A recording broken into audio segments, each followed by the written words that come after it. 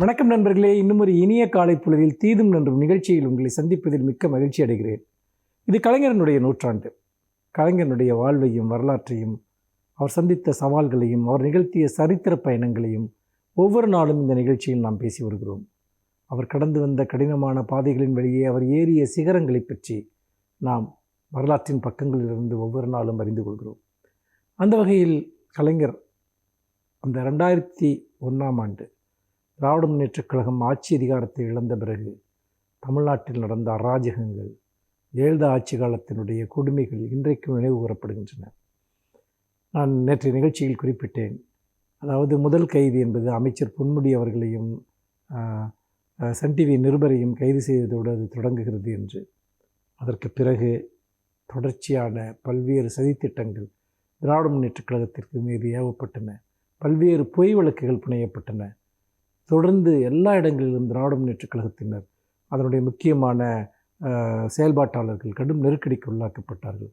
பழிவாங்கும் உணர்ச்சியினுடைய உச்சக்கட்டத்தில் அன்றைக்கு ஜெயலலிதா இருந்து கொண்டிருந்தார்.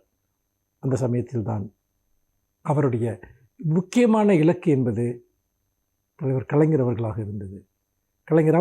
தலைவர் கலைஞர் அவர்களை கைது செய்து ஒரு நாளாவது சிறையில் அடைத்துவிட வேண்டும் என்கிற அவருடைய உக்கிரமான பழிவாங்கும் உணர்ச்சிக்கு ஒரு செயல் வடிவம் கொடுக்க ஆரம்பித்தார்கள்.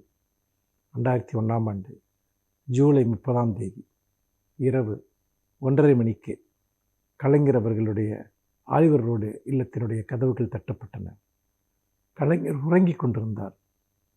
கதவை உடைத்து கொண்டு காவலர்கள் உள்ளே வந்தார்கள்.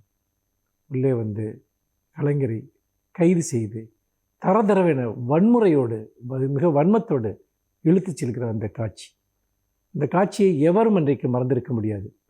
ஒரு மிகப்பெரிய ஒரு கொடும் செயலினுடைய உக்கிரமாக அந்த வயதில் தலைவர் கலைஞர் அவர்களே, அந்த வயது முதிர்ந்த ஒரு தலைவரை, இன்னும் சொல்லப்போனால் தமிழ்நாட்டினுடைய வளர்ச்சிக்காக தன்னுடைய வாழ்நாளையே அர்ப்பணித்த அந்த தலைவரை, தமிழ்நாட்டினுடைய வரைபடத்தை இந்தியாவில் தலைநிமிரச் செய்த ஒரு இடத்திற்கு கொண்டு சென்ற தலைவரை அவர்கள் கைது செய்து இழுத்துச் செல்கிற அந்த காட்சி. அப்போது அங்கு வந்த சன் டிவி அந்த காட்சியை படம் பிடித்தது. கலைஞர் எவ்வளவு பெரிய ஒரு கொடுமையாக அவர் நடத்தப்பட்டார் என்பதை எல்லோரும் கண்ணார கண்டார்கள். அதோடு மட்டுமல்ல, அன்றைக்கு காவல்துறையினுடைய தாக்குதலுக்கு முரசொலி மாறன் அவர்கள், டிஆர் பாலு அவர்கள் போன்றவர்கள் எல்லாம் அன்றைக்கு ஆளானார்கள் என்பதை பார்க்க முடிந்தது. இந்த நள்ளிரவு கைது என்கிற அந்த விஷயத்தின் மூலமாக தன்னுடைய அகங்காரத்தை, பழிவாங்கும் உணர்ச்சியை தீர்த்து கொண்டு விட ஜெயலலிதா விரும்பினார். கலைஞர் அழைத்து செல்லப்பட்டார், சிறையில் அடைக்கப்பட்டார். அப்போது நீதிபதியாக இருந்த அசோக்குமார் என்பவர், அவர் கலைஞருக்கு ஜூலை 10ஆம் தேதி வரைக்கும் காவலில் வைக்குமாறு உத்தரவிடுகிறார்.